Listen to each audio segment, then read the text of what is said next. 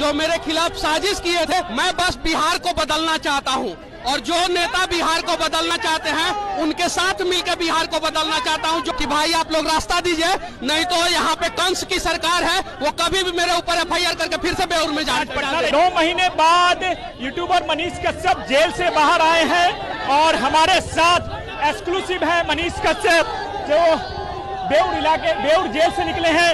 और बेउर के बाहर देखिए हजारों की संख्या में जो समर्थक है वो यहाँ पे मौजूद है और मनीष कश्यप का एक झलक पाने को बेकरार है। हम मनीष कश्यप से बात करेंगे। 9 महीने जेल में रहे मनीष जी, आखिर क्या मानते हैं, आपकी गलती से जेल में गए या कोई साजिश थी? मेरे खिलाफ साजिश किया गया था और उस साजिश के वजह से मैं 9 महीना जेल में रहा। जैसे कंस ने साजिश किया था तो श्री कृष्ण को 9 महीना जेल में ही रह के पैदा होना पड़ा था।